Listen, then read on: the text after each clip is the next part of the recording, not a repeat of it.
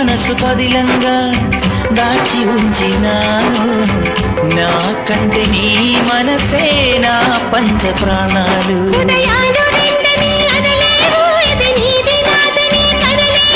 ఈ మాట మాత్రమే నిజమైతే నా జన్మ